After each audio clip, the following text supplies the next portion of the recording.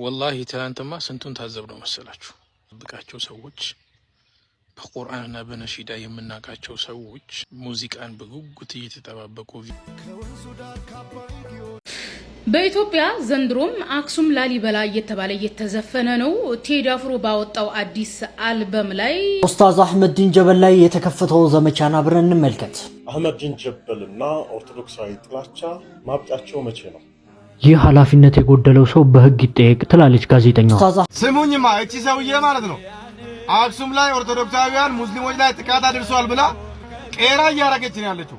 ሰበር ጥሩ ዜና እንኳን ደስ አላችሁ ወገን። ታተላለፉት 50 ምናምን ቀናት ተዘግቶ የነበረውና ዓለምን ሲያስጨንቅ የነበረው የሆርሙዝ ሰርጥ ኮምፕሊትሊ መከፈቱን የኢራኑ ፎሬን ሚኒስትር የውጭ ጉዳይ ሚኒስትር በእስራኤል ሰማይ አስደንጋጭ የተባለ ነገር ተከስቷል። ከትናንት ጀምሮ በደቡባዊ እስራኤል አሰላሙ አለይኩም ወራህመቱላሂ ወበረካቱ። የአላህ ቸርነት ሰላም ፍቅር ጤና በያላችሁ በዳን በሉ በሁላችሁም ላይ ሰይድ ነኝ። ዛሬም እንደተለመደው አነጋጋሪ አዳዲስ ምርጥ መረጃዎችን እየቀርብ ያለው እነዛን ቪዲዮዎችን እንመለከታለን። ለዚህ ዩቲዩብ ቻናል አዲስ ሆናችሁ ሰብስክራይብ እያደረጋችሁ ጀምሩ። እንደዚሁም ነባሮችና ቻናል ቆሞች ደግሞ ሁላችሁም ቪዲዮ ላይክ በማድረግ ጀምሩ። ቀጥታ ወደ ዛሬ ቪዲዮ ለቢስቱም ኢላ ቀሊላን ለው አንኩም ኩንቱም ተዕለሙን። ዛሬ ጁማ ነው። ጁማ እንደመሆኑ መጠን ሁሌም እንግዲህ ጁማ ላይ ሰላዋት ማውረድ ማብዛት ይወደዳል። ስለዚህ ኮሜንት ላይ ሁላችንም ሰላዋት እያወረድን የዛሬን ቪዲዮን ጀምሯለን። ሰሞኑን ቪዲዮአችን እየታየ አይደለም ለምን አትሉኝ? ቪዲዮውን እስከ መጨረሻው አታዩ፣ እንዲሁም ቪዲዮን ላይክ እያደረጋችሁ አጀምሩ። ችግር ካለ ደግሞ ኮሜንት ላይ ተናገሩ። ወደ መጀመሪያ ቪዲዮአችን ወስዳችኋለሁ። ትላንትና መነጋገሪያ የነበረ ጉዳይ ነበረ። አንድ አዝማሪ ዘፈን አውጥቶ ነበር። ያ ዘፋኝ እንግዲህ ቪዲዮን ከለቀቀ በኋላ በፊትም ሙስሊም የሆኑ ሙስሊም ያልሆኑ ሰዎች በጣም ስለዛ ሙዚቃ እያወሩ ስለዛ ዘፋኝ እያወሩ ንጉስ እያሉ ሲያሞጋግሱት ተመልክተናል። ከወንዙ ዳር ካባይ ጊዮን የተገኘች ጦማዚ ሆነ ከ70,000 ሰው በላይ ህፃናት፣ ሴት ልጆች፣ አዋቂዎች፣ ሽማግሌዎችን እየጨፈጨፈች መሬታቸውን የወረረችው እስራኤል ላይ ኮንሰርት እያዘጋጀ ለዚህ ቀን እንኳን አደረሳችሁ የሚል የነጻነት ቀን ብሎ ከዛ በኋላ ኮንሰርት አድርጎ እየጨፈረ እያስጨፈረ የነበረ ግለሰብ ዘፈን አወጣ ብላችሁ ከኡምራ መልስ ደግሞ መታችሁ እንዲህ ስታረጉ በጣም አስነዋሪ ነገር ነው። በነገራችን ላይ እዚህ ራሱ ንጽጽር እንሰራለን የሚሉ አንዳንድ ግለሰቦች ሪፖስት ያደርጉት እንዲሁም ደግሞ ስቶሪ ሲያረጉ ተመልክቻለሁ። እናንተ እንጭጭ የሆናችሁ አቃቢነት ምን እንደሆነ የማታውቁ እርጥቦች ብታርፉ ይሻላችኋል። ያው አራያ አድርጎ መያዝ ያለበት ቀደም ሰለፎቻችን እንጂ አንድ አዝማሪ አላህ Subhanahu Wa Ta'ala በሱረቱል ሉቅማን ምዕራፍ 31 ከቁጥር 6 ጀምሮ አታላይ የሆነን ወሬ ብሎ የገለጸውን እንዲሁም ደግሞ ይህን አታላይ ወሬ ሰዎችን ከጌታቸውን ቃል አውጥቶ የሰይጣን ባሪያ እንዲሆኑ የሚያደርጋቸው ዘፈን እንደሆነ ኢብኑ ከሲር ኢብኑ መስዑድ እንደተላለፈው ብለው የዘገቡት ሐቅ እያለ ዛሬ ላይ ግን በሚያሳዝን ሁኔታ አንድ አዝማሪ ለዛው ደግሞ ታሪክን በተዛባ መልኩ የሚያስተላልፍ ግለሰብ አርአያ አድርጋችሁ ስትመለከቱ የውድቀታችሁ መጀመሪያ እንደሆነ ማወቅ አለባችሁ። ቁርአንን ያላስለቀሰው ትውልድ ዘፈንን የቴዲ ዘፈን የሚያስለቅሰው ከሆነ የውድቀቱ መጀመሪያ ብቻ ሳይሆን መጨረሻ ጭምር ነው። የሆነ ቦታ ላይ ስለተገደሉ ሰዎች ይሁንልኝ ይህን ነገር ይላል። ጋዛ ላይ ግን ከ70,000 በላይ ሴት ልጆች፣ ህፃናቶች ከ40,000 በላይ ህፃናቶችን ተገለዋል። ህፃናት ብቻ ነው የምላችሁ። እነዛ ህፃናቶችን የገደለችን እስራኤል ጋር ሄዶ ግን እየጨፈረ ነበር። ይህን ግለሰብ ነው አሁን ስለ ነጻነት ያወራል ስለ ፍቅር ያወራል ብለህ ስትሰብከኝ እኔ እስቅብሃለሁ። ብራዘር ሙስሊም እኔ አይመለከተኝም። ሲጀመር መጀመሪያም ለእስልምና ያለው አመለካከት ስለሚገባኝ ማለት ነው። ግን ሙስሊም ሆነ ግን እንዲህ ስታደርግ ነገ አላህ Subhanahu Wa Ta'ala ዘንድ እንደምትጠየቅበት ግን እንዳትረሳ ለማለት ያክል ነው። ማሰላሙ እኔ የማፍረው በሙስሊሞች ነው። እጅግ በጣም ብዙ ሙስሊሞች በአሁኑ ሰዓት ላይ የተጨቆኑ እየተበደሉ ባሉበት ሰዓት ዓለም ላይ ብዙ ሙስሊሞች እየተጨቆኑ እየተበደሉ ባሉበት ሰዓት አንድም ቀን አውርቶ ማያውቁ ሙስሊሞች ዛሬ ላይ ወጥተው ስለ አንድ ተራ አዝማሪ እንግዲህ ጉዳይ እንደ አጀንዳ አድርገው ሲያወሩና ቪዲዮም ሲሰሩ በዘፈኑም ሲጨፍሩ አይተናል። ወላሂ ትናንትማ ስንቱን ታዘብነው መሰላችሁ። የማንጠብቃቸው ሰዎች በቁርአንና በነሺዳ የምናውቃቸው ሰዎች ሙዚቃን በጉጉት እየተጠባበቁ ቪዲዮ ሲሰሩበት፣ አንዳንዶቹማ አላህ ሂዳያ የሰጣቸው ብለን ስንደሰትላቸው የነበሩ ወንድሞች ሱብሓነከ ያ ረብ። አላህ አስመሳዮቹን አይወድም። እኛንም እናንተንም አላህ ሂዳያ ይስጠን። ይህ የሙስሊሙ ማህበረሰብ ዝቅጠት የሙስሊሙ ማህበረሰብ ውርደትን የሚያሳይ ነው። እስቲ አንዳንድ መረጃዎችን ከዚሁ ጋር ተያይዞ የተባሉትን ነገሮች እናሳያችሁ። ዛሬኛ መስጊድ የጁማ ኹጥባ ስለ ቴዲ አፍሮ ነበረ። በትክክል ሰምተኛል ሀቢቢ፣ ስለ ቴዲ አፍሮ ኹጥባ ተደርጓል እያልኩን ያለሁት ከአልበሙ ውስጥ ቁጥር 13 እጅግ በጣም መሳጭ አስተማሪ እንደነበረ እንዳልተናገሩ መቼም ትገምታለህ። ህዝበ ሙስሊሙ ሶሻል ሚዲያ ላይ ያሳያችሁት ስነ ምግባር ፍጹም ሙስሊሙን የማይወክልና እንግዲህ አላህ ነውራችሁን ሰትሮላችሁ ሲያበቃ በዚህ መልኩ አደባባይ ላይ ስለዘፈን በዚህ መልኩ ማውራታችሁና እንደዚህ ነገር ማድረጋችሁ ፍጹም ተቀባይነት የለውምና ሞት መቼ እንደሚመጣባችሁ አታውቁም። እንደዚህ አይነት ስነ ምግባራችሁን ልታሻሽሉ ይገባል ያሉት እንግዲህ መስጊዳችን ኻጢብ ማለት ነው። ከዚህ በተጨማሪ ዘፈኑ ከመለቀቁ በፊት ህዝበ ሙስሊሙ በቃ 8 ሰዓት ላይ እንደዚህ ብል የለም ብቻ ቀና በጉጉት ሲጠብቅ ነበር። የሆነ ነገር እንደሚመጣ ነገር አለ አይደለ? ከተለቀቀም በኋላ ደግሞ ህዝበ ሙስሊሙ ፍጹም ተቀባይነትና አግባብ የሌላቸውን ነገሮች ሲያደርግና በአደባባይ እንግዲህ አፕሪሺየት ለማድረግ ሲሞክር ታይቷልና ለዚህ ነገር ፍጹም ትክክል አይደለም። ዘፈንን እንግዲህ ከበደም ዘፈነው ፋጢማም ዘፈነችው ሐራም ነውና እንደዚህ ነገር ልታድቡ ይገባል ነው እንግዲህ ያሉት። እንግዲህ ዘፈን ወደ ቂያማ በሚቀርብበት ወቅት ላይ ዘፈን ሐላል የሚያደርጉ ሰዎች ይመጣሉ የሚለውን ሐዲስ አጣቅሰው እንግዲህ ከቅርብ ጊዜ ወዲህ እየሰማ ያለውን ነገር እንግዲህ በእግረ መንገድ ተዳስሷል ሌላችሁ ፈልጌ ነው። እዚህ ጋር እንግዲህ ነው ሳወራችሁ ምናምን ነገር አናይ ሰው ሆኜ ምናምን አይደለም፣ ግን እንደዚህ ግን በአደባባይ እንደ አንድ ሙስሊም እንደዚህ ያደርጋለሁ ብዬ አላስብም። እንግዲህ አላህ የሰተረልኝ ብዙ ኖሮች ስላሉ በውስጥ መሰራቸው ይበቃሉ ትላለ ማለት ነውና ኻጢባችን ስፔሲፊካሊ ቴዲ አፍሮ አላሉም። ነገር ግን እንግዲህ ወተት ነጭ ነው እስክትባል አልጠብቅም። ስለማን እያወሩ እንደነበረ ግልጽ ነው። እኛም ደግሞ የታዘብነው ነገር ነው፣ እርስ በርስ የተታዘብነው ነገር ነው ብዬ አስባለሁ። ሙስሊሞች በጣም በቃ ትክክል ያልነበረ ነገር እያሳየን ነበር ብዬ አስባለሁኝ። እንግዲህ አላህ የሰተረልን ኖር እስካለ ድረስ እንደዚህ በአደባባይ ወተን ደግሞ ባናወራ በጣም ናይስ ነው ብዬ አስባለሁ። ለማንኛውም ዘፈን ሐራም ነውና እንደዚህ ምንም የምታደርጉት ነገር ፍጹም ተቀባይነት የለውም። ሙስሊም የእስላማዊ አደብ ለማሳየት ሞክሩ። ሞት መቼ እንደሚመጣባችሁ አታውቁም። ለዚህም ደግሞ ሁሌም ዝግጁ ሁኑ ሲሉ ኡስታዝ ማን ኻጢባችን ተናግረዋል። እስኪ ለማንኛውም አስተያየታችሁ እናንተም አጋሩኝ። ዛሬ እንግዲህ ዜና እዚህ ጋር ስናገርና ናይስ ሆኜ አይደለም ነገር ያለው ነገ ከነገ ወዲያ ደግሞ እኔ ደግሞ ተች ይሆናል። አሁን ዛሬ ምናልባት ዘፈኑ ፊት ለፊት ስላላወራሁኝ ጥሩ ሰው እንዳልመስልህ ለማለት ፈልጌ ነው። ኤኒዌይስ ሀሳባችሁን አጋሩኝ። እና የተሰገዳችሁበት መስጊድ ኹጥባው ስለምንድን ነበረ ምናምን ነገር ይሄን ንገራችሁ ብዬ ነው። ሰላም አለይኩም፣ ይመቻችሁ። ሰሉ ዐለ ነቢ። እንግዲህ ከታች ላይ በምስል የምትመለከቱት ቴዎድሮስ ካሳሁን ወይም ቴዲ አፍሮ ይባላል። በዘፈን ዓለም ላይ የብዙዎችን ቀልብ የገዛ ብዙዎችን ከቁርአን ያዘናጋ የኢስላም ጠላት የሙስሊም ጠላት የሆነ አዝማሪ ነው። በጣም የሚያጅበው በጣም የሚገርመው ነገር የሱ ዘፈን ሊወጣ ዋዜማው ወይም አንድ ቀን ሲቀረው ሙስሊሞች ሳትቀሩ የሌሎች አይመለከተኝም፣ ሙስሊሞች ሳትቀሩ ሊወጣ ነው አልበሙ፣ ስንተኛ አልበሙ፣ ዘፈኑ ይዘቱ እንዲህ ነው እያላችሁ ስትለፈልፉ ነበር። በጣም ታሳፍራላችሁ።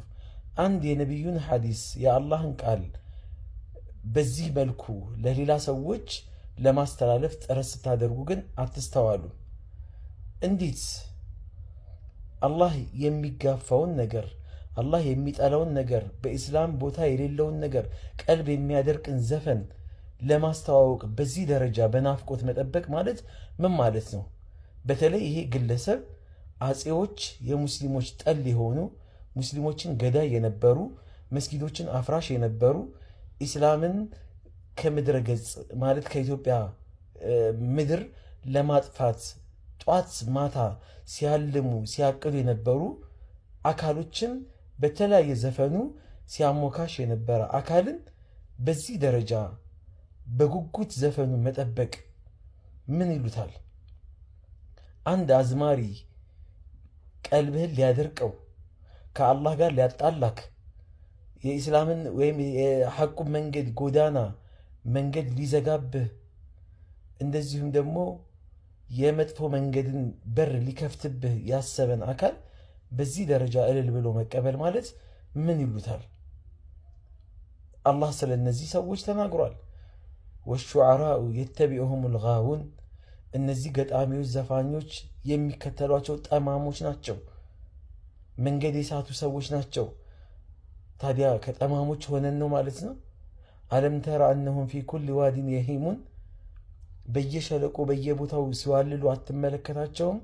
ወአነሁም የቁሉነ ማ ላ ይፍዓሉን፣ እነዚህ የማይሰሩትን ነገር እንደሚናገሩስ አታውቅም እንዴ ይላቸዋል።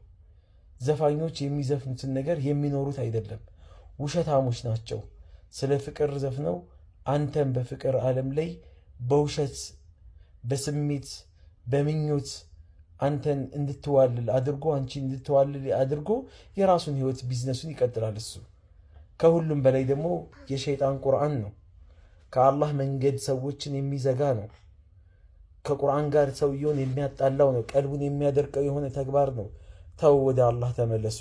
ሰላም አለይኩም ወራህመቱላሂ ወበረካቱ።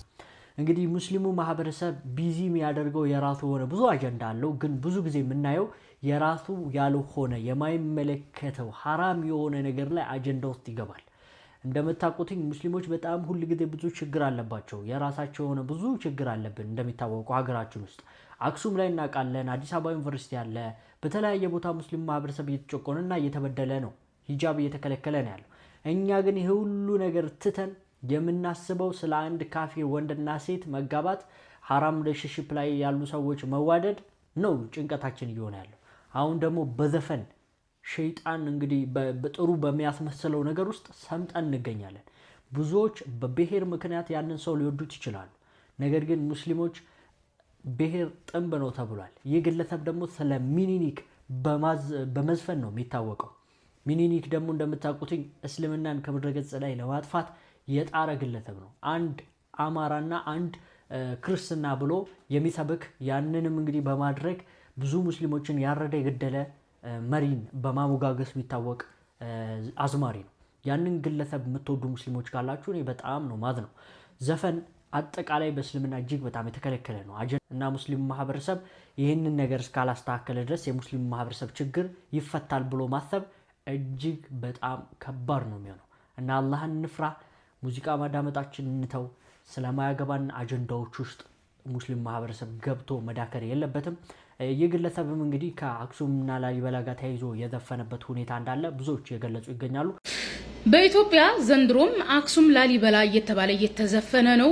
ቴዲ አፍሮ ባወጣው አዲስ አልበም ላይ አክሱም ላሊበላ እያለ የዘፈነበት ሙዚቃ አለ። አይ ቲንክ ትናንትና የሆነ ቪዲዮ ሸር ተደርጎልኝ ቪዲዮውን ገብቼ አየውኝና ቪዲዮውን የሚፖስተው አካውንት ማን ነው ብዬ አካውንቱን ላይ ስገባ አዲሱ የቴዲ ሙዚቃ ነው ተብሎ አክሱም ላሊበላ የሚልበት ዘፈን ያለበት ተፖስቶ አየውኝና በጣም ነው የገረመኝ። ዘንድሮም በኢትዮጵያ ምድር አክሱም ላሊበላ እየተባለ ይዘፈናል። አክሱም ሐውልት እንደሚታወቀው ክርስትና ሃይማኖት ጋር ፈጽሞ ምንም አይነት ግንኙነት የለውም። ሶ ኢትዮጵያ ጣዖት አምላኪውንም ክርስትናውንም ጴንጤውንም ሙስሊሙንም አቅፋ የምትይዝ አገር ናት ለማለት ከተፈለገ እንደ ሙዚቃው መልእክት ከሆነ ፍትህ ለአክሱም ሙስሊሞች ለማለት ነው። ይህንን ቪዲዮ የሰራሁት ኢትዮጵያ አይሁዱንም ክርስቲያኑንም ሙስሊሙንም ጣዖት አምላኪውንም አቅፋ በመያዝ ነው ኢትዮጵያ የሚል ስያሜ ያገኘችው ይባላል። በሙዚቃውም በፊልሙም አጠቃላይ በአርቱ በኩል ማለት ነው። ነገር ግን መሬት ላይ ይሄ ነገር እየተከበረ አይደለም ለማለት ነው። ይህን ቪዲዮ የሰራሁት ያኒ ሁለት ነጥቦችን ለማስቀመጥ ነው። ሶሻል ሚዲያ ላይ ፕሮቴስታንቶች በጣም አፍልተዋል። የቴዲ ሙዚቃ እያዳመጣችሁ ቅብጥርሶ ምናምን ሲሉ አይቻለሁኝ። በነገራችን ላይ ጴንጦች የቴዲ ሙዚቃ ስላዳመጣችሁ አይደለም ገሃነም የምትገቡት ኢየሱስን ፈጣሪ ነው በማለታችሁ ነው።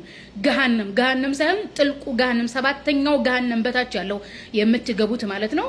ቴዲ የተጠቀመውን የሙዚቃ መሳሪያ እናንተም ሙዚቃ መሳሪያውን ተጠቅማችሁ ማን ነው ኢየሱስ በዛ ወጣ ኢየሱስ በዚህ ወረደ ኢየሱስ ፈጣሪ ነው አይደል የምትሉት። በነገራችን ላይ የቴዲ ሙዚቃ ስላዳመጣችሁ ገሃነም አትገቡም።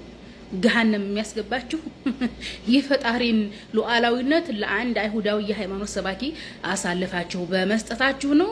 ሶሻል ሚዲያ ላይ በጣም ስለደበረ ነው የጴንጤዎች እንትን ማለት ነው እና ለዛ ነው። ኤኒዌይስ ወደ ዋናው ፖይንት ስመለስ ኢትዮጵያ ዛሬም አክሱም እያለች የምታቀነቅን ከሆነ ኢትዮጵያ ዛሬም አክሱምን ካረሳች በሙስሊሞችና በአክሱም ሐውልት መካከል ምን አይነት ልዩነት ስላለ ነው በአክሱም ወንድሞቻችን ላይ አፓርታይድ እየተፈጸመ ያለው። አፓርታይድ ብሎ ማለት አንድ ማህበረሰብ በሃይማኖቱ በከለሩ በሆነ ማንነቱ ለይቶ ማጥቃት፣ መበደል፣ ማግለል ነው። የአክሱም ሙስሊሞች ላለፉት ዘመናት በቃ ክርስትና ወደ አክሱም ላይ ከረገጠበት ሰዓት ወደዚህ አንስቶ ከነጃሺ በኋላ ሙስሊሞች የነጃሺ ልጆች የነጃሺ ህዝቦች በጣም እየተበደሉ ነው። ነጃሺ ሀገር ያወቀው ፍትሃዊ ንጉስ ነው።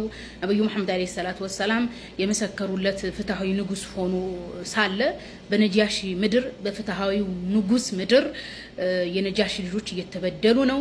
የነጃሺ ልጆች እንደ አክሱም ሐውልት እንኳን ክብር አልተሰጣቸውም።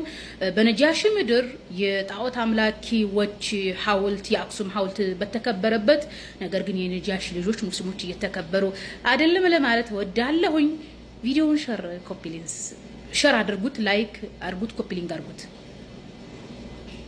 አክሱም ላይ እንደምታውቁትኝ ብዙ ሙስሊሞች እየተጨቆኑ ይገኛሉ። በዚህ ጉዳይ ላይ እንመጣበታለን። እንግዲህ በዚህ ጉዳይ ላይ ያላችሁን ሀሳብ ስቴት ኮሜንት ላይ አስቀምጡ። በዩናይትድ አረብ ኤምሬት እንደዚሁም ደግሞ ዱባይ፣ አሜሪካ በጣም ብዙ ተመልካች አግኝቷል ዘፈኑ እየተባለ ይገኛል። ከተመልካቾች ውስጥ ግማሽ ፐርሰንቱ ሙስሊሞች እንደሚሆኑ እርግጥ ነው። ስለዚህ አላህን ልንፈራ ይገባል። ይሄ ነገር በጣም ብዙዎች ልንገስጽ ይገባል ወንድምና እህቶቻችን እና በዚህ ጉዳይ ላይ ማስተካከያ መደረግ መቻል አለበት እላለሁ። አሁን ወደ አህመዲን ጀበል ጉዳይ ነው የምወስዳችሁ። አህመዲን ጀበል ላይ ዘመቻ ተከፍቷል። ምንድነው እያሉት ያሉት አህመዲን ጀበልን? ኡስታዝ አህመዲን ጀበል ላይ የተከፈተው ዘመቻን አብረን እንመልከት። አህመዲን ጀበልና ኦርቶዶክሳዊ ጥላቻ ማብቂያቸው መቼ ነው? ይህ ኃላፊነት የጎደለው ሰው በህግ ይጠየቅ ትላለች ጋዜጠኛዋ። ኡስታዝ አህመዲን ጀበል ስለ አክሱም ሙስሊሞች ጭቆና ከተናገረ በኋላ ብዙ ሙስሊም ያልሆኑ ሰዎች በሱ ላይ እየተነሱ ይገኛሉ። ሁላችሁም ቪዲዮውን በደንብ ሼር፣ ኮፒ ሊንክ፣ ዲዩት ሪፖስት በማድረግ ሁላችሁም እኔ አህመዲን ጀበል ነኝ በማለት ጻፉ። እኛም አህመዲኖች ነን። ኡስታዝ አህመዲን ጀበልን ማንም ሰው እንዲናገር እሱንም እንዳንቋሸሽ አንፈቅድም። አክሱም ላይ እየተፈጸመ ያለው የሙስሊሞች በደል ግልጽ ነው። እንኳን ከአንድ ቀን በፊት ብዙ ሙስሊሞች በአክሱም ሙስሊም በመሆናቸው ምክንያት ተደብድበዋል። እንደዚሁም ሆስፒታል ገብተዋል። ብዙዎች ታስረዋል። መስጊድ ውስጥ ተገብቶ ቁርአን ተቀዷል። ፍትህ ለአክሱም ሙስሊሞች ማለታችን እንቀጥላለን። ነገር ግን አህመዲን ጀበል ስለ አክሱም ከተናገረው በጣም ደስ ያለኝ አጭር ንግግር ውስጥ አንዱን ላንብብላችሁ። የዜግነት ሚዛኑ ክርስትናን አድርጎ አንተን የማይቀበልን አካል መብቴን አክብር ብሎ ፍትህ ለአክሱም ሙስሊሞች ብሎ ከእርሱ መጠየቅ የዋህነት ነው ይላል አህመዲን ጀበል። አላህ Subhanahu Wa Ta'ala ሀያቱን ረጅም ያድርግልን። እንደሱ አይነት ጀግና የሆኑ ኡስታዞችንም ያብዛልን። ስሙኝማ እቺ ሰውዬ ማለት ነው አክሱም ላይ ኦርቶዶክሳውያን ሙስሊሞች ላይ ጥቃት አድርሷል ብላ ቄራ እያረገች ነው ያለችው። ኦርቶዶክሳውያን ሙስሊሞችን ደብድበዋል፣ ዘር ፍጅት ምናምን እያደረጉ ነው እያለች ማለት ነው ሃይማኖትን ከሃይማኖት ለማጣላት በጣም ረጅም መንገድ እየሄደች ነው። እናውቃለን እኮ ኦርቶዶክሳውያን በየቦታ ሲታረዱ በየቦታው ሲገደሉ ማሰፖርት እንደሚያረጋቸው እነዛን ገዳዮቹ ማሰፖርት እንደሚያረጋቸው እናውቃለን። በህግ አምላክ የሰውዬ ወደ ህግ አቅርቡልን። ቅዱስ ሲኖዶስ ይስማ፣ መንግስት ይስማ። ስርዓትን ያዝ፣ ስርዓትንም ብትይዝ ነው የሚሻለው። የኔ ባትሆን ይቆጭ ነበረ። ጀበሉ አሁንም በአዲስ ብዕሩ ብቅ ብሏል። እቺ ኃላፊነት የጎደላት ጋዜጠኛ እሱ ላይ አፏን በከፈተችበት በሰዓታት ውስጥ አዲስ ርዕስ ይዞ መጥቷል። የአክሱም ሙስሊሞችና የጽዮን ማርያም ቆይታዬ በሚል አዲስ ጽሁፍ የፌስቡክ ፔጁ ላይ አስፍሯል። ሂዳችሁ እንድታነቡ በድጋሚ ግብዣይ ነው። እሷ ለኔ መልስ ይሰጣል ብላ እየጠበቀች ባለችበት ሰዓት እሱ ሊያዳምጣትን ፍቃደኛ አይደለም። ማድረግ ያለበትን ብቻ ነው የሚያደርገው። እውነታን ሰዎች ጋር እንዲዳረስ ብቻ ነው የሱ ትጋት፣ ልፋት። ይሄን ደግሞ እያደረገ ነው። እቺና መሰሎቿ እሱ ላይ አፋቸውን ብትከፍቱ፣ ሲጀመር ትካሻ የምትለካኩትን ሰው አታውቁ። ተራራ ጋር ዶሮ፣ ለዛውም የዶሮ ጭንቅላት። ይሄው ነው ገበያው። እኔው አህመዲን ጀበል ምን አደረገ? አህመዲን ጀበል በፌስቡክ ፔጁ ላይ በተደጋጋሚ ስለ አክሱም እያወራ ይገኛል። ስለ አክሱም ያለውን ቁልጭ ያለች እውነታ በጣም ረጃጅም ጽሁፎችን እየጻፈ የነሱን ግፍ እያጋለጠ ይገኛል። አህመዲን ጀበል ከመናገር ወደ ኋላ አይልም። እንደ ስሙ እንደ ጀበል ተራራ እንግዲህ ከፍ ያለ ግለሰብ ነው። አክሱም ውስጥ መስጂድ ተከልክሏል። ግን ፖለቲካሊ የትግራይ ክልላዊ መንግስት ጫወታ የተጫወቱት ጫወታ አለ። ጫወታው ምንድነው? ውቅሮ ነጃሺ ቀብር ያለበትን ለብቻ እስላማዊ የመጀመሪያው መስጊድ ምናምን ተብሎ ራሱን የቻለ ታሪክ ተተርኮ የቱሪዝም ምንጭ እንዲሆን ለብቻ፣ አክሱም ደግሞ ለብቻ ከክርስትና ጋር ተያይዞ ተቀምጧል። ነጃሺ እኮ ውቅሮ ላይ አይደለም አስተዳደር የነበረው። ውቅሮ የሞተበት ቦታ እንጂ የገዛበት ቦታ አይደለም። ውቅሮ የሞተበት ቦታ እንጂ የገዛበት አይደለም። የገዛበት ሰሃቦች ነፃነት ያገኙት አክሱም ከተማ ውስጥ ነው። ተሰደው ወጥተው ይህንን መብት ያገኙ ስደተኞችን ተቀበለች ኢትዮጵያ የምትባለው አክሱም ውስጥ ነው። ስለ አክሱም ቤተክርስቲያን የመጀመሪያው መረጃ ቡኻሪ ውስጥ ይመስለኛል ሐዲሱ እናንተ ታውቁታላችሁ። ኡሙ ሰለማ ለነብዩ ሰለላሁ ዐለይሂ ወሰለም በአክሱም ጽዮን ማርያም ቤተክርስቲያን ውስጥ ስለ ማርያም ቤተክርስቲያን ያየችውን ስዕል የምትናገረውን ታሪክ ይዘው ነው እነ ፕሮፌሰር ስርገው ሀብለስላሴ ምን ይላሉ? በወቅቱ የአክሱም ጽዮን ማርያም ምን እንደምትመስል የመጀመሪያው መረጃ ብለው ይወስዱታል። በዚህን ጊዜ ኡሙ ሰለማ አክሱም ገብታ ቤተክርስቲያኑን አይታ የተናገረችውን ሐዲስ ወስደው ያኔ እንኳን ምን ይመስል ነበር ብሎ ደሊል ያደርጋል። ከዛ ዞር ብሎ አክሱም ውስጥ ነጃሽ የሚባል መሪ የለም። ከዛ ዞር ይሉና አክሱም ቅዱስ ስለሆነ ሙስሊሞች መስጊድ መስራት አይችሉም ይላል። እኛም ተባብረናቸው ውቅሮ ነጃሽ የሞተበትን ቦታ የመጀመሪያው መስጊድ ብለን አብረን እያወራን ነው። የመጀመሪያውማ እዛ አክሱም ውስጥ ነው እንጂ እዚህኛው አይደለም። የመጀመሪያው ሙስሊሞች ነፃነት ያገኙት ዛሬ በ21ኛው ክፍለ ዘመን ነፃነት የተከለከለበት አክሱም ውስጥ ነው። ይሄን በማስረጃ ማነጋገርም ይቻላል። ጉዳዩን ወደዛ ገልብጠን በዚህ በኩል ተቀበልናችሁ ስደተኞች እንዲያረጋግን በዚህ በኩል አይቻልም ሲሉ ምን ያህል ኮንትራዲክት ያደረጉ እንደሆነ ማሳየትም ከኛ የሚጠበቅብን ነው። ለማንኛውም ከዚህ በላይ አላስረዝምም። በርትተን አብረን ቆመን የጋራ መፍትሄ ማምጣት ካልቻልን ሐቂቃ ነው የምላችሁ ይሄ ጉዳይ አሳሳቢ ነው፣ መፍትሄ የሚፈልግ ነው። የተከበራችሁ ኢትዮጵያውያን በአጠቃላይ አንዳንድ ጽንፈኞችና አሸባሪዎች መካ ላይ መስጊድ እስኪሰራ ድረስ አክሱም ላይ መካ ላይ ቤተክርስቲያን እስክንገነባ ድረስ አክሱም ላይ መስጊድ አሰሩም። ምክንያቱም መካ እንደተቀደሰላችሁ ሁሉ አክሱም የተቀደሰ ነው እያሉን ነው። ጥሩ መካን አላህ ነው የቀደሰው። እስኪ አክሱምን ኢየሱስ ክርስቶስ ቀድሶታል የምትሉ ከሆነ ነብዩ ኢየሱስ ክርስቶስ ማለት ነው፣ ወይም ደግሞ እግዚአብሔር ቀድሶታል የምትሉ ከሆነ ወይም ደግሞ እናንተ እንደምትሉት እግዚአብሔር መንፈስ ቅዱስ ቀድሶታል የምትሉ ከሆነ ከሶስት አንዱም ቢሆን ወይም ሶስቱም ቢሆኑ ቀድሰውታል የሚል ባይብሊካል መረጃ እስኪ አምጡ። የላችሁ አታመጡ። አንድ ይሄ ነው። ሌላው እንደዚህ አይነቶቹ ንግግሮቻችሁ የድንቁርና ወሬዎች ናቸው። እኛን ደግሞ የማደናቆሪያና የማምታቻ ወሬዎች ናቸውና ወደ ጉያችሁ ተታችሁ የአክሱምን መስጊድ ተባብራችሁ ስሩት፣ ራሳችሁ ክርስቲያኖቹ ማለት ነው። እናም እንግዲህ በድፍረት የነሱን ሴራ እያጋለጠባቸው ይገኛል። ይሄ ነገር ደግሞ አናዷቸዋል። ብዙ ሙስሊሞች አክሱም ላይ ተቀጥቅጠዋል፣ ተደብድበዋል፣ ደምተዋል፣ ታስረዋል። መስጊድ እዛው የሚኖሩ ሙስሊሞች ዜጎች መስጊድ እንዳይሰሩ እንዳይሰግዱ እየተከለከሉ ነው ያሉት። ይህንን ነገር በማውራቱ ምክንያት ለህግ ይቅረብልን አህመድ ዲን ጀበል እያሉ ይገኛሉ። ይታሰር፣ ለምንድነው ኦርቶዶክስ የሚጠራው እያሉ ይገኛሉ። እዛ ጋር እነሱ ያሉት ነገር ቤተክርስቲያን ውስጥ እንደዚህ አይነት ነገር አይካሄድም፣ ዲያቆኖች ቄሶች ይሄን ነገር አያደርጉም ይላሉ። ግን በግልጽ ቸርች ውስጥ ቤተክርስቲያን ውስጥ እንደዚህ አይነት የጥላቻ ሰበካ ሲደረግ እያየን ነው፣ እነሱም እያዩ ነው። ግን ምንም አይገባቸውም ስለሱ ጉዳይ። እነሱ አያገባቸውም። እነሱ የሚያገባቸው ስለ ሙስሊም መጮቆን አይደለም፣ ስለ ክርስትና ስም መጥፋት ብቻ። ግን እዛ ጋር ቄሶቹ እየሰሩ ያሉትን ነገር እያዩ አውቀው አስተባብላሉ፣ አውቀው ዝም ይላሉ።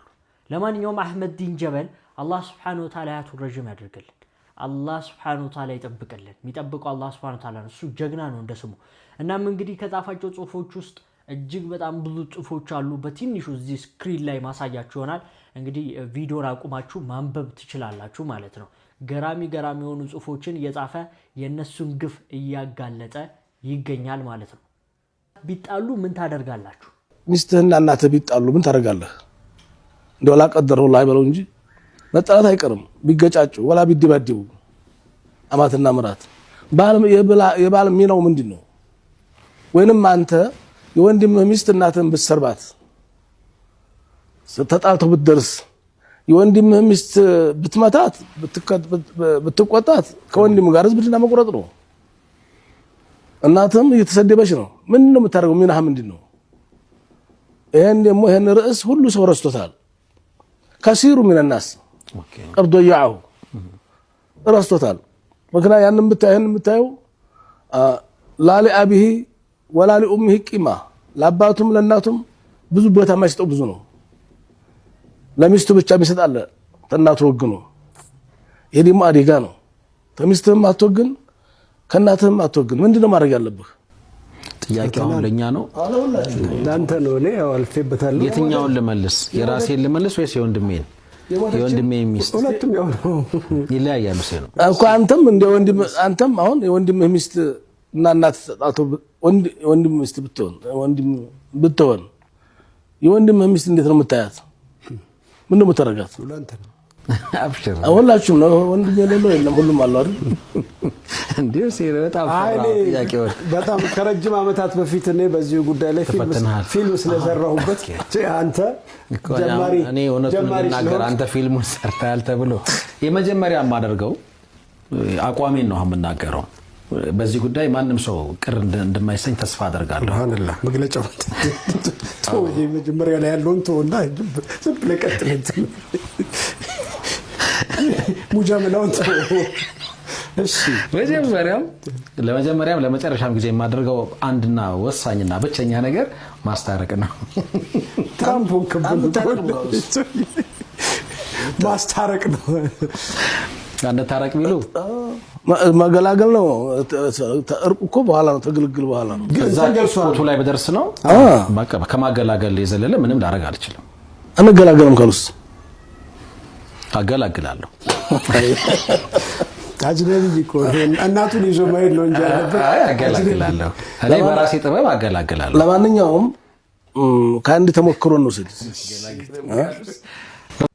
እንግዲህ በጣም ከባድ ሆነ ጥያቄ ኡስታዝ ለመመለስ ሞክረዋል ማለት ነው። ስለዚህ ያው መልሱን እንዳገኛችሁ ተስፋ አደርጋለሁ። በጣም ለመመለስም ከባድ የሆነ ነገር ነው እና እንግዲህ ያው ከሁለቱም ጋራ ጥል ውስጥ ላለማስገባት ሞክሩ። መታገቧትን ሴት ሚስቶቻችሁ እናታችሁ መታከበር መተታዘዝ መሆኗን አረጋግጡ። ወደ ውጪ መረጃዎች ነው። ከውጪ አዲስ ተስፋና ደስ የሚል ነገር ሰምተናል። የሆርሙዝ ሰርጥ ተከፍቷል እየተባለ ይገኛል። ይህ እንግዲህ ለኢትዮጵያም ለአፍሪካም ለዓለምም እጅግ በጣም የሚያስደስት ነገር ነው። ጦርነቱ መቆሙን አለመቆሙን አናቅም። በእስራኤል ሰማይ አስደንጋጭ የተባለ ነገር ተከስቷል። ከትናንት ጀምሮ በደቡባዊ እስራኤል በምትገኘው የኒቲቮት ከተማ በ10 ሺዎች የሚቆጠሩ ንቦች በድንገት የከተማዋን ሰማይ በመውረራቸው ነዋሪዎች ከፍተኛ ድንጋጤ ውስጥ ገብተውም ነበረም። በተለይ ሰዎች በሚበዙባቸው የገበያ ማዕከላት አካባቢ የታየው ይህ ግዙፍ የተባለ የንብ መንጋ መኪናዎችና የዘንባባ ዛፎችን እንደ ደመና ወረውም ነበረም። ታዲያ የጸጥታ አካላትም ሁኔታው አሳሳቢ በመሆኑ መኖሪያ ቤቶችና የንግድ ቤቶች በርና መስኮታቸውን በአስቸኳይ እንዲዘጉና ሰዎች ከቤት ውስጥ እንዳይወጡ ማስጠንቀቂያ ሰጥተውም ነበረም። እናም በአሁኑ ሰዓት የተለያዩ ባለሙያዎች መንጋውን በሰላማዊ መንገድ ለማስነሳት እንዲሁም አካባቢውን ነፃ ለማድረግ ከፍተኛ የተባለ ርብርብ እያደረጉም ይገኛሉ። ሳውዲ ከሳምንት በኋላ ታላቅ የሙዚቃ ድግስ ልታዘጋጅ እንደሆነ እየተነገረ ይገኛል። በዚህም ምክንያት ትልቅ ውግዘት እየደረሰበት ይገኛል። የቢን ሰልማን መንግስት ማለት ነው። በአስገራሚ ዜና መቼላችኋለሁ። እስከ መጨረሻው ኮፒ ሊንክ እያደረጋችሁ አብራችን ቆዩ። ሳውዲ ከሳምንት በኋላ ትልቅ የሙዚቃ ድግስ ልታዘጋጅ እንደሆነ እየተነገረ ይገኛል። በዚህም የሙዚቃ ድግስ ላይ ዓለም አቀፍ ተጽዕኖ ፈጣሪዋ ሙዚቀኛዋ ማለት ነው ሻኪራ እንደምትገኝ እየተነገረ ይገኛል። የሳውዲ መንግስት በተደጋጋሚ ጊዜ በተቀደሰችዋ ሀገር ላይ የሙዚቃ ኮንሰርቶችን እያዘጋጀ ይገኛል። እንደ ምክንያትም እያስቀመጠ የሚገኘው የዓለም አቀፉ ማህበረሰብ ማለት ነው ለሳውዲ ያለው አመለካከትን መቀየር፣ የባህላዊነትንም መገለጫ ወደ ዘመናዊነት መሸጋገሪያ ማሳያ፣ እናም የዓለምን ትኩረት ወደ ሳውዲ መሳብ ልክ እንደ ሳውዲ ሊግ ማለት ነው። በሳውዲ ሊግ ዓለም አቀፍ ተጽዕኖ ፈጣሪ የሆኑ የዓለም ኮከብ ተጫዋቾችን ወደ ሳውዲ ሊግ እያመጡ የሳውዲ ሊግን ፕሮፌሽናል ማድረግ ወይም ደግሞ በዓለም ላይ ዝነኛ ማድረግ። ታዲያ ለተቀደሰችዋ ሳውዲ ይሄ የሙዚቃ ድግስ ይመጥናታል ብላችሁ ታስባላችሁ? ሳውዲ በዓለም ላይ ይበልጥ እንድትታወቅ በሳውዲ ምድር ላይ የተከናወኑ ታላላቅ የኢስላም ገድሎችን ማስተዋወቅ በቂ ነበር ብላችሁ አታስቡም? እኔ ሳውዲ አሁን ከምትታወቀው በላይ ዓለም ላይ ይበልጥ እንድትታወቅ በኢስላም የተሰሩ በኢስላሚክ ታሪኮች የተሰሩ የትም የሌሉ ትላልቅ ገድሎች አሉና እነሱን እያወጡ የዓለም ሚዲያ ጋር ወይም ደግሞ የዓለም ሕዝብ ጋር እንዲደርሱ ማድረግ የተሻለ ነበር ብዬ አስባለሁኝ።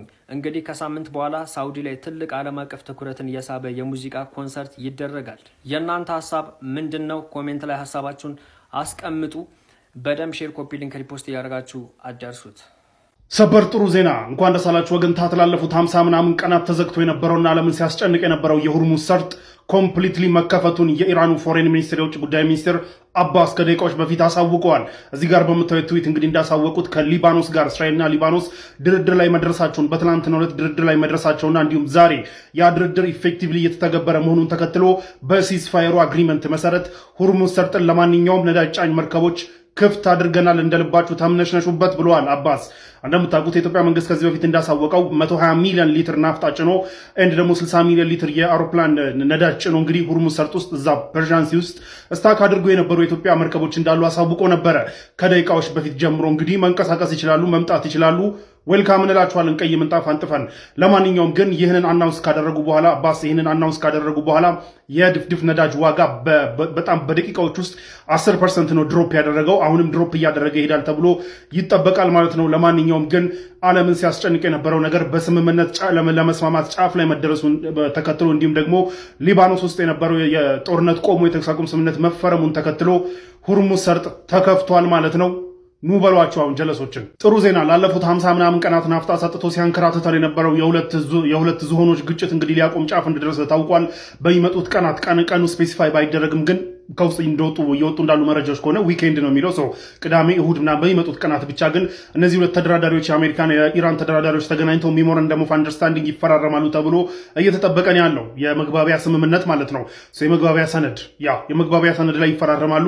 ከዛ በኋላ እንግዲህ ለሚመጡት 60 ቀናት ደግሞ ተኩስ አቁሙ እንደተራዘመ ቆይቶ የዚህ የመግባቢያ ሰነድ ዲቴሎች ከተሰሩ በኋላ ኮምፕሬሄንሲቭ የሆነ ስምምነት ይፈራረማሉ ተብሎ እየተጠበቀ ነው ያለው። ይህንን ደግሞ ዶናልድ ትራምፕ በተለያዩ መልኮች ኮንፈርም እያደረጉት ነው። በጣም ቅርብ ደርሰናል፣ ያለቀ ጉዳይ ነው፣ ድርድራችን ያለቀ ጉዳይ ነው፣ ፓኪስታን ውስጥ ነው የሚፈረመው፣ ሲፈረም ደግሞ እኔም እሄዳለሁ የሚል ንግግር እየተናገሩ ነበር ትራምፕ። በሁለቱም በኩል ወደ ስምምነት እንደደረሰ የሚጠቁሙ ነገራቶች አሉ። በአንዳንድ የኢራን አመራሮች በኩል አሁንም የሶልቭ ያልተደረጉ የተወሰኑ ነገራቶች አሉ እየተባለ ያለ ቢሆንም በአደራዳሪ በፓኪስታን በኩል ደግሞ በጣም ጫፍ እንደደረሰ እየተነገረ ነው። ዳስ ጉድ ኒውስ ፎር ኤቭሪባዲ። ለሚመጡት ይህ ሜሞራንደም ኦፍ አንደርስታንዲንግ ከተፈረመ በኋላ ሆርሙዝ ይከፈታል ተብሎ ይጠበቃል። ለሚመጡት 60 ቀናት ዲቴይሉ የተሰራ ባለበት ሰዓት ሆርሙዝም እንደሚከፈት ነው የታወቀው። ይህ የሚሆን ከሆነ እንግዲህ ሆርሙዝ ላይ ስታክ አድርገው ያሉ የነዳጅ ጫኝ መርከቦች ስፔሻሊ የኛም አሉ እየተባለ ስለሆነ እነሱም እንግዲህ መጥተው የተወሰነ ተስፋ ይሰጡናል ተብሎ ይጠበቃል። ለማንኛውም እንደ ካሚንግ ዴይስ ቀኑ ስፔሲፋይ ባይደረግም ግን ሁለቱ ተደራዳሪዎች ተገናኝተው ሜሞራንደም ኦፍ አንደርስታንዲንግ ይፈራረሙና ይህ ጣጣ ያበቃለታል እየተባለ ነው። ዳስ ጉድ ኒውስ። ዘንድሮም ትራምፕ ክብሬን እያሉ ይገኛሉ። እንግዲህ አንድ ደስ የሚል መረጃ ሰምተዋል። በሊባኖስና በእስራኤል መካከል ማለት ነው ለ10 ቀናት የሚቆይ የተኩስ አቁም ስምምነት ተደርሷል። ይህ እንግዲህ እጅግ ደስ የሚል ነገር ነው። እስከ መጨረሻው እንግዲህ እንዲያደርግላቸው መልካም ምኞት ነው። ታዲያ ይህንን ያበሰሩት ዶናልድ ትራምፕ ሲሆኑ አያይዘውም አንድ ነገር ገልጸዋል። በዓለም ላይ 9 ጦርነቶችን አስቆሚያለሁ፣ ይህ ደግሞ ለኔ ክብር ነው ብለዋል። ታዲያ ይህ የእስራኤልና የሊባኖስ ጦርነት ደግሞ ማስቆም ማለት ነው ለኔ 10ኛ ይሆናል ሲሉ ገልጸዋል። በአዲስ መረጃ መልሳለሁ። ሰሜን ኮሪያ ስምምነቱን በመጣስ የኒውክሌር ፕሮግራሟን እያሳፋች ነው ሲል የዓለም አቀፍ አቶሚክ ኤነርጂ ኤጀንሲ አስታውቀዋል። በሰሜን ኮሪያ የዮንግቢዮን የኒውክሌር ማብላያ ጣቢያ ሰሞኑን እንቅስቃሴዎች መብዛታቸውንና አዲስ ዩራኒየም የመብላላት ፕሮግራሞች እየተካሄዱ እንዳልሆነ እንደጠረጠረ ኤጀንሲው አስታውቀዋል። በ1968 ተፈርመው በ1970ዎቹ ወደ ስራ የገባው የኒውክሌር ፕሮግራም ህግ እንደሚለው ከሆነ በፊት የታጠቁ ሀገራት በሂደት እንዲቀንሱ፣ ያልታጠቁ ሀገራት ደግሞ እንዳይታጠቁ ያግዳል። ሰሜን ኮሪያ የዚህ አይነት እርምጃ ከወሰደች ሌሎች ሀገራትም ይህን በመከተል ስምምነቱ እንዳይፈርስ ተሰግተዋል። ሰሜን ኮሪያ ለዚህ ያበቃት የአሜሪካ ስርዓቶችን አለመከተል መሆኑም ተገልጿል። እንኳን ደስ አላችሁ። ሌላ ሰፕራይዝ ዜና፣ ሌላ ደስ የሚል ዜና ተሰምቷል። በሌባንና በእስራኤል መካከል የተኩስ አቁም ስምምነት ወይም ደግሞ ሲስፋየር የተፈረሙ ፕሬዚዳንት ዶናልድ ትራምፕም እንግዲህ 10ኛ ጦርነታቸውን ማስቆማቸውን አስታውቋል። እናም እንደተባለው ከሆነ የኢራን ፓርላማ ቃል አቀባይ እንደተናገሩትም ከሆነ ማለት ነው ይሄ ሲስፋየር ወይም ደግሞ ይሄ የተኩስ አቁም በአሜሪካና በእስራኤል የተፈረመውን ያህል ኢምፖርታንት ነው ወይም ደግሞ ያን ያህል ዋጋ የሚሰጠው ነው ተብሎ ይሄ የኔም ማሰብ ነው። ምክንያቱም ምን መሰላችሁ የኢራንና የአሜሪካ ሲስፋየር ወይም ደግሞ የተኩስ አቁም እንዲፈርስ ከሚያደርጉት ነገሮች መካከል አንዱ እስራኤል ሌባኖን ላይ የምትፈጽመው ጥቃት ነበር። እናም ኢራን ራሱ ይህንን ብለው ነበረ፣ እስራኤል ሌባኖን ላይ የምታደርገውን ጥቃት የማታቆም ከሆነ የኛም ሲስፋየር ወይም ደግሞ የኛ የተኩስ አቁም ስምምነት ይፈርሳል፣ አፈርሳለሁ ብላ ተናግራ ነበር። እናም በኢራንና በአሜሪካ መካከል የሚደረገው ስምምነት ወይም ደግሞ ንግግር ላይ ትልቅ ተጽዕኖ ያመጣል፣ ትልቅ መልካም የሚባል አንድምታ ይኖረዋል ብዬ አስባለሁ። እንግዲህ አዳዲስ የሆኑ ድርድሮች በተደጋጋሚ እየተደረጉ ይገኛሉ። ነገር ግን የተኩስ አቁም ስምምነት ብዙ ጊዜ ረዥም ጊዜ አይቆይም፣ በትንሽ ቀን ውስጥ የመፍረስ እድል አለው። ግን የሆርሙዝ ሰርጥ መከፈቱ ነዳጅ እንዲቀንስ ያደርገዋል። ኢኮኖሚያዊ ስታቢሊቲ ወይም ደግሞ መረጋጋትን ያመጣል። ይሄ ደግሞ አሪፍ ነገር ነው። እንግዲህ እናቶቻችን ከዚህ አዲስ አበባ የሚሰሩ ከሆነ ቦታ አዲስ አበባ የሚሰሩ ሰዎች ስራቸውን አቁመዋል። በምን በትራንስፖርት መወደድ ምክንያትና ይህ ነገር ጥሩ ነገር ነው ይዞ ለሚመጣው አላህ ዓለምንም ኢትዮጵያንም ሰላም ያድርግ። አክሱም ላይ ላሉ እህቶቻችን ወንድሞቻችን ዱዓ አድርጉላቸው። ይሄ በጣም አስረግጠን ልንሰራበት የሚገባ ጉዳይ ነው የአክሱም ጉዳይ። አክሱም ላይ እንግዲህ በተደጋጋሚ ያው በደል እየተፈጸመ ይገኛል። ብዙ ሙስሊም ያልሆኑ ሰዎች ወይም ደግሞ ክርስቲያኖች አክሱም ላይ መስጊድ መገንባት እንዳታስቡት ሁላ እያሉን ይገኛሉ። ለማንኛውም አላህ Subhanahu Wa Ta'ala ኸይሩን ነገር ያሰማን። የዛሬን ቪዲዮ ጨረስኩኝ። ቪዲዮ ላይክ አድርጉ። በደንብ ቪዲዮአችን እየታየ አይደለም፣ ላይክ እና ሼር አድርጉ። ችግር ካለ ኮሜንት ላይ አሳውቁኝ። ያው ለምንድን ነው ማታዩበት ምክንያት እስከመጨረሻው ቪዲዮን ወይም ደግሞ የኔ ቪዲዮ ሲመጣላችሁ ማታዩበት ምክንያት ምንድነው እንዳስተካክል ኮሜንት ላይ ነገሩኝ። አላህ በጀነት ያገናኘን። ሰላም አለይኩም።